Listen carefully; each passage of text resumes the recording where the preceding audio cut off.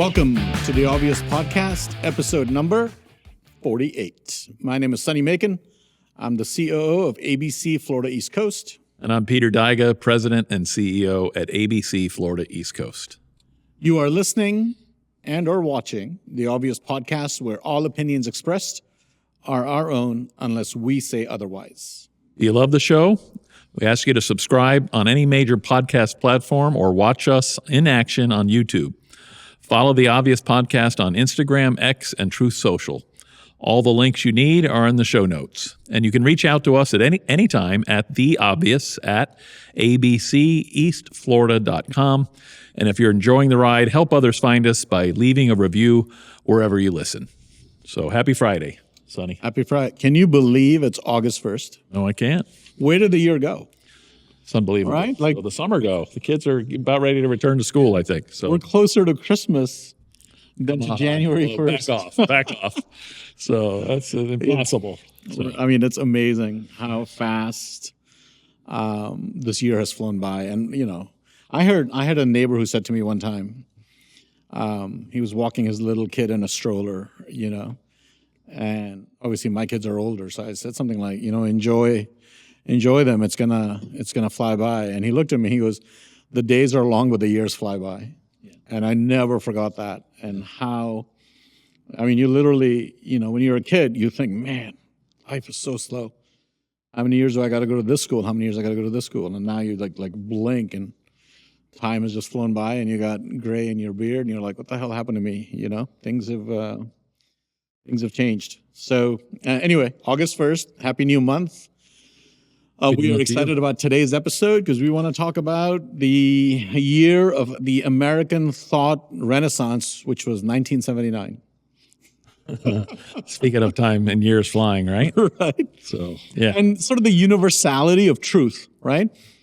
Yep, that's the Obvious Podcast, right? I was thinking the other day, it's kind of another way of, I mean, the truth should be obvious, right? It's not always, but you know what I'm really surprised by? I guess surprise is not the right word, but I'm really by is the fact that there's a universality to the truth, but there's also a universality to the lies we keep hearing again and again and again. And you know, in light of everything that's happened in the past 2 years with Ivy League schools, and you're looking at, you know, Columbia and Harvard and the whole protests on campus. Yep.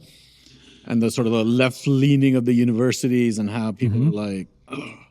And then you realize that's nothing new, right? That's been happening for. So one of the things we're going to do today is show a very old video on a daytime talk show that used to happen. Probably a lot of people listening or watching us probably have never seen or know either one of these two people, but they were very big in their day. Yeah. You know, and it was an argument that was going on 25, 30 years ago that we're just rehashing today, right? We got a person in New York City running for that's even a step beyond socialism. I mean, right? Some would argue he's just Jamie Dimon from Chase said it's not even socialism, it's Marxism. That's right. That's exactly right. And the two names you're going to see shortly on your screen are Milton Friedman, and Mr. Producer reminded me, 1976 winner of the Nobel Prize in Economics. And Donahue, what was Donahue's first name? Phil. Phil Donahue, who... the originator, I think, of like the daytime talk show. Yeah. He was around a long time ago. Like a lot of personalities in the media. And I would say in movies and Hollywood and entertainment and whatnot, you know, he was left leaning. There's no doubt about it. And in this clip, you know, he's like, you know, and he might argue, and some people might argue that he's just be doing the journalistic thing, you know, and asking the question. But you know, people generally, it survives to this day. This idea that somehow capitalism is evil. I think.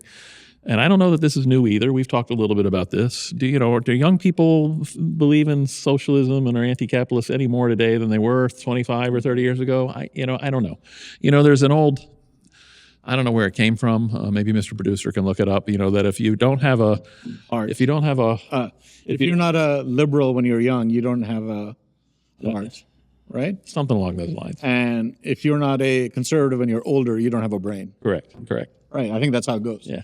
That If, sounds about right. if you're not a liberal when you're young, you don't have a heart. If you're not a conservative when you're older, you're not a you don't have a brain. Right. And I've heard liberal and conservatives be substituted for the political parties. Right. Like, And then, so anyway, it gets to the whole, are the young people any more, idealistic about socialism today than they were 25 or 30 years ago? I'm not so sure that's a new thing. I think we've constantly been struggling and battling that. And when somebody once told me, if the day they became a conservative is when they got it. This was many years ago, so it doesn't really apply so much today. But when they got a comma in their paycheck, like once you, you became a little more conservative. Kind of does still apply today. it does apply today. Absolutely. Absolutely. It applies today. Anyway, shall we roll the tape? So this is a conversation on Daytime Talk back in. Although before I start, I do want to make a point to what you were just saying. Bernie Sanders, famous socialist, Marxist senator from Vermont, independent, sorry, honeymooned in Moscow in the 50s, I believe. Yeah. So, to your point, young people have been attracted to bad ideas for a long time. Yeah. One of the things I've been just trying to struggle with and figure out is, when the left became so against the Soviet Union, because for most of my life they were apologists for for communism and the Soviet Union or Russia and whatnot. I think it's when it's when the walls came down, when all of a sudden I don't know. No, I think it's when Putin started saying good things about Trump. They were like, "Oh, nope, forget it." Yeah, that could be. So this is now they're apologetics for communists. The CCP, right, or whatever. They're big Chinese apologists for sure. All right, so we're going to play this for our audience, and we'll talk about this. Okay. When you see around the globe the maldistribution of wealth, the desperate plight of millions of people in underdeveloped countries, when you see so few haves and so many have-nots, when you see the greed and the concentration of power within, did you ever have a moment of doubt about capitalism and whether greed's a good idea to run on? Well, first of all, tell me, is there some society that doesn't run on greed? You think Russia doesn't run on greed? You think China doesn't run on greed? What is greed? Of course, none of us are greedy. It's only the other fellow who's greedy. The world runs on individuals pursuing their separate interests. The great achievements of civilization have not come from government bureaus. Einstein didn't construct his theory under order from a bureaucrat. Henry Ford didn't revolutionize the automobile industry that way. In the only cases in which the masses have escaped from the kind of grinding poverty you're talking about, the only cases in recorded history are where they have had capitalism and largely free trade. If you want to know where the masses are worst off, it's exactly in the kinds of societies that depart from that. So that the record of history is absolutely crystal clear that there is no alternative way so far discovered of improving the lot of the ordinary people that can hold a candle to the productive activities that are unleashed by a free enterprise system. But it seems to reward not virtue as much as ability to manipulate the system. And what does reward virtue? You think a communist commissar rewards virtue? You think a Hitler rewards virtue? You think, excuse me, if you'll pardon me, do you think American presidents reward virtue? Do they choose their appointees on the basis of the virtue of the people appointed or on the basis of their political clout? Is it really true that political self-interest is nobler somehow than economic self-interest? I think you're taking a lot of things for granted. And just tell me where in the world you find these angels who are going to organize society for us. Well, I don't even trust you to do that. Wow. That was 25 years ago, 26 years ago. No, right? More than that? More than that. Yeah, 46 years ago. 46 years ago. And it's only been proven more so in the ensuing 46 years. Now I see hints with Phil Donahue of with the one point I think is worthy, which is there's been the coining of this phrase crony capitalism, I think, which I think is a legitimate thing.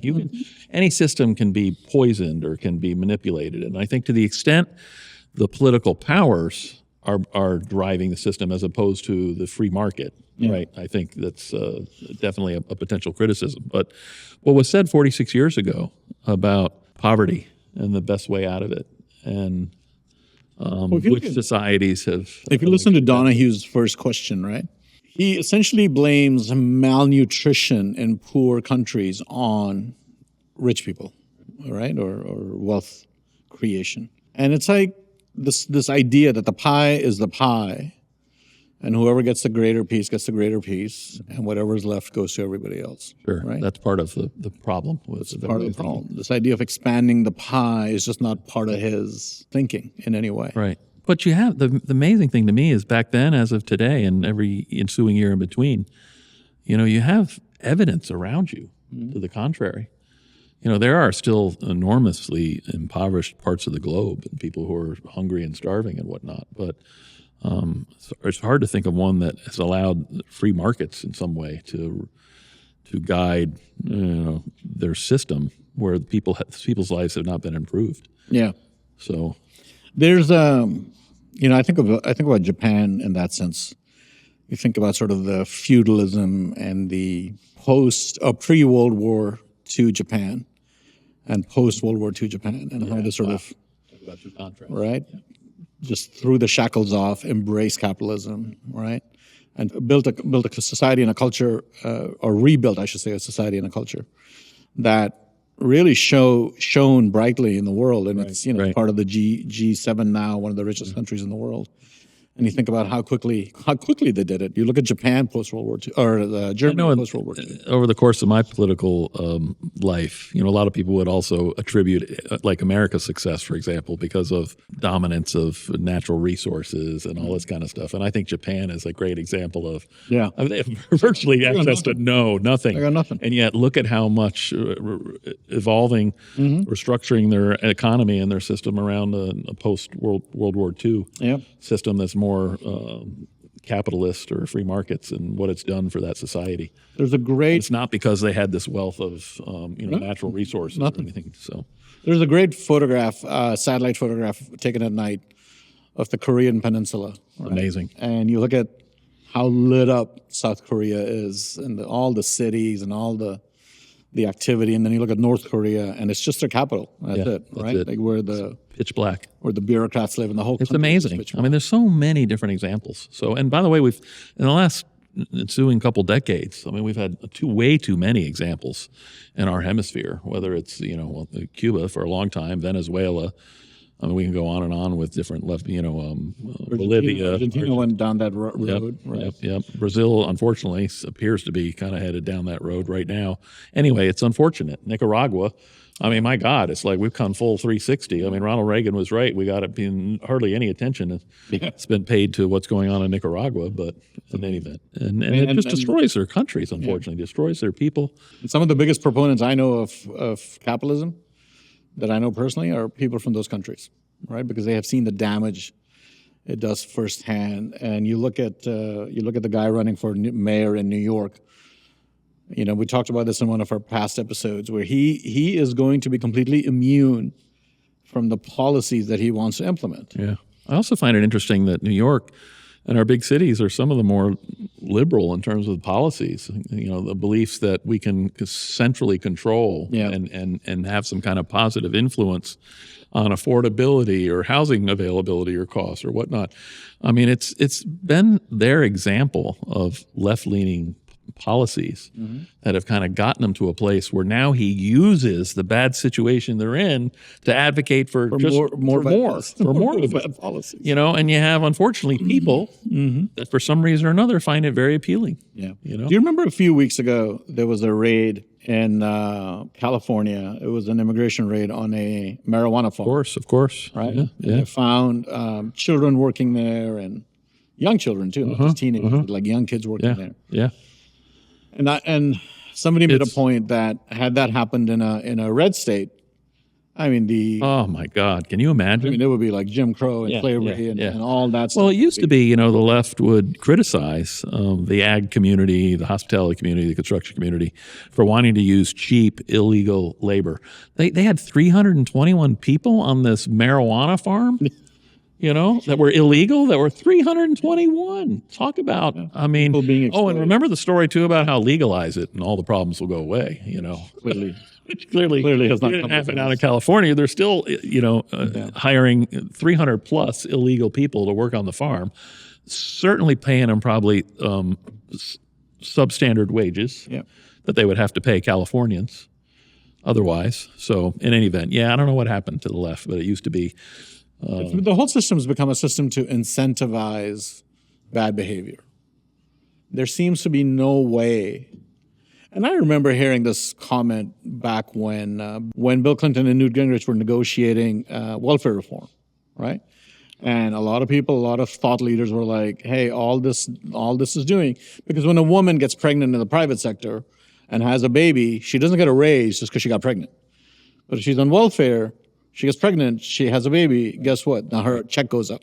Right. So why is the government incentivizing behavior?" Yeah. By the way, it's a good time to maybe remind people that it was Bill Clinton, Yeah, Democrat. a Democrat that was the first. Now he had a Republican Congress, which is in large part, I think, why you had, I think the last time we had I don't know if it was a balanced budget or a deficit going down, Yeah. but it was a Democratic president that signed the first work requirements, if you will, for welfare, I think, into law, and that's in essence in the most recent big beautiful bill. Right. By the way, did you look up those work requirements? Because I did. Yep. It's 80 hours A month. a month. So part-time. And by it's the not way, even just work. You could volunteer. that's it. You can volunteer Right. and you just do it online. Yeah. You just not And like, it's only applicable to people that are completely healthy and have no children. correct. So if you have any health issues or you have children, you're exempt from that. Right. Right? Yeah, it's nuts. And you would think that we have asked people to go like shove, Well, coal in coal that's mines. because they always have, and they will have the media, on their side. So they're going to have the media. It's just going to be a matter of, we always have. You got to rely on people informing themselves. And I do think Instead of the elites kind of running the system, which reminds me, by the way, of that famous William F. Buckley, another. Oh yeah, that was a great quote. I think he once said that he'd rather be governed by the first 1,000 people in the phone book. Yeah. If you need to know what that is, look it up. But the first 1,000 people in the phone book than by 1,000 faculty members at an Ivy League school. Oh my gosh. So things have not changed, right? Things have not to your changed. point earlier about the schools, Things the have Ivy not League changed. schools and Columbia and Harvard and whatnot. So the only thing that really has changed is we have a president now that I think that's holding. He was to a little higher standing up standards. to them. But I do believe even more than any sort of toxic ideology, I think the greatest force for destruction in American life today is the media. Right? I agree. heard Scott Besson, the Treasury Secretary, was testifying in front of Congress, and I heard this little clip from him. He said, I had always been very uncomfortable with the term fake news, right? And I always thought it was an exaggeration, it was a politically malicious term Until you're on the receiving end. until you're on the receiving end. He said, now, having been in this job, I don't think that term is strong enough, right? And I just think look, there's plenty of examples of sort of intellectual dishonesty, but just the outright lies and the things that they report. So it's the sin of omission and the sin of commission, Talked about that in right? the Which past. we have Yep. done previous episodes on. I think the media is so guilty of just the division that it creates in this country. And then we're blessed in many ways because I think the whole internet, Yeah. has helped level of crack that. democracy. But there's still too many people that, most of this country still is very rural, and most people get their news from those nightly news or the mainstream media, and it's just overly influential still, unfortunately. And that's why too they fight so hard with the the internet and trying to direct what can and can't be said on the internet. Exactly. And, Censorship. Yeah, censorship. Right? They're big fans of censorship. And in the 60s, it was like, well, why are you so square? Why are you trying to shut us down? Right? You remember that? Like the whole idea was hippies were like the force for freedom and everybody else was trying to shut them down. Yeah. Now they are, it's funny, because I used to have in-laws and relatives that were, of that generation and considered themselves, hippies. And whatnot. And they basically, I saw, they became the man. Yeah. They are the man today. They are the establishment. They are the elites that are destroying this country's culture. Yeah, Or trying absolutely. to destroy this country. We need to wrap up because we're out of time again. So listen, if you found today's episode interesting, there's a bunch of stuff on YouTube on Milton Friedman, probably one of the greatest minds around in terms of really understanding how the world and how markets and how societies need to be structured. So if this is of interest to you, you can find a ton of his. Look at how the middle class has changed in the U.S. versus Cuba. Yeah. Look at how the poor look at live the in poor this country versus anywhere else in the world. Take a look at Venezuela. I mean, they used to be probably the richest country in Central or South America. And today, look at how in a short period of time, how bad socialist leadership has destroyed the country. And there's just example after example after example around the world. So do your research before you go voting for, a socialist mayor, or whether it's in your hometown or your state representative or Congress. And if you're at all curious about socialism, ask people who've lived in it.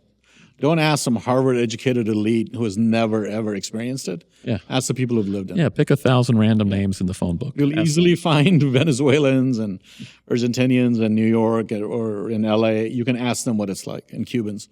Ask them what it's like. They'll tell you. All right. Well, that was a great episode. Time flew by. Thank you so much for joining us. We look forward to sharing another episode with you next Friday. Send us your comments at theobvious@abceastflorida.com. Until next time, ciao.